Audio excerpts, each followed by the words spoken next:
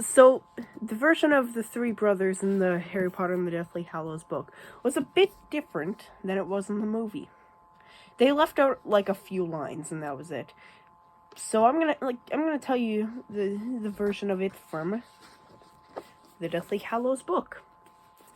It's in the chapter "The Tale of the Three Brothers," and it starts on page where this page, which is page 406, and it's the italicized words. So I'm gonna read it. There were once three brothers who were traveling along a lonely, winding road at twilight.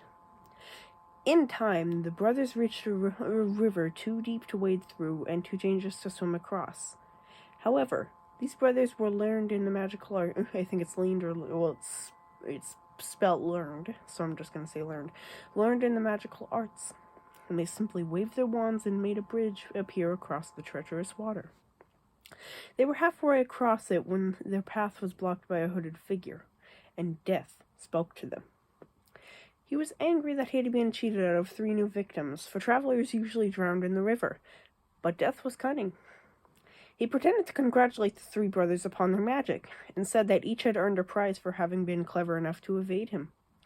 So the eldest brother, who was a competitive man, asked for a wand more powerful than any in existence, a wand that must always win duels for its owner, a wand worthy of a wizard who had conquered death. So Death crossed to an elder tree on the banks of the river, fashioned a wand from a branch that hung there, and gave it to the eldest brother. The second brother, who was an arrogant man, decided he wanted to humiliate Death even further, and asked for the power to recall others from death.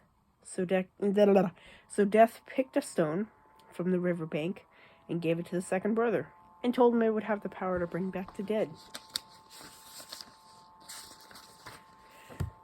And Death asked the third and youngest brother what he would like. The youngest brother was the humblest and also the wisest of the brothers, and he did not trust Death. So he asked something that would enable him to go forth from that place without being followed by Death. And Death most unwillingly handed over his own cloak of invisibility. Hold on, I gotta click something on my laptop real quick. Yeah, come on, there we go. Then Death stood aside and allowed the 3 brothers to continue on their way, and they did so, taking with the wonder of the adventure they had had, and admiring Death's gifts. Into the brothers separated, each for his own destination. The first brother traveled on for a week or more, and reaching a distant village, sought out a fellow wizard whom he had a quarrel. Naturally, with the elder wand as his weapon, he could not fail to win the duel that followed, leaving his enemy dead upon the floor. The eldest brother proceeded to an inn where he boasted loudly of the powerful wand that he had snatched from Death himself, and how it made him invincible.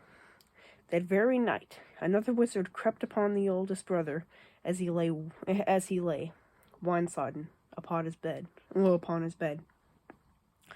And the thief took the wand, and for good measure, slit the eldest brother's throat. And Death took the first brother for his own. Meanwhile, the second brother journeyed to his home, where he lived alone. Here he took out the stone that had the power to recall the dead, and turned it thrice in his hand. To his amazement and his delight, the figure of the girl he had once hoped to marry before her untimely death appeared at once before him. Yet she was sad and cold, separated from him as by a veil.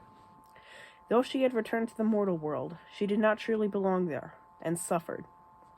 Finally, the second brother, driven mad with hopeless longing, killed himself as to truly join her. And Death took the second brother for his own. But though Death searched for the third brother for many years, he was never able to find him. It was only when he attained a great age that the youngest brother finally took off the cloak of invisibility and gave it to his son. Then he greeted Death as an old friend, and went with him gladly, as equals. They departed this life.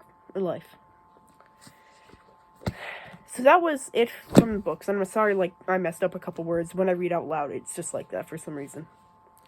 So, a couple differences. I will link the original, or the one from the movie in the description if you want to see that. Well, if you haven't. But if you are a fan of Harry Potter, you've most likely seen it. And, I haven't read all of the books. I haven't even finished the first book. But, if you're somebody who wants, who's only seen the Harry Potter movies, wants to know, a bunch of stuff that was never explained in the movies, I will link a playlist where it's every difference between the Harry Potter books and the Harry Potter movies.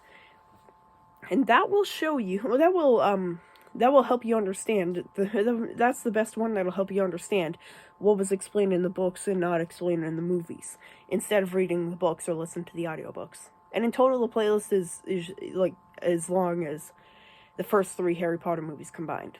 It's shorter than that, actually. So yeah, I'll link both of those in the description. Thanks for listening to the version of it from the book. And, the books are better in every way. You can't change my mind. The movies left out so much because they had to cut down books that were long into a 2-hour movie.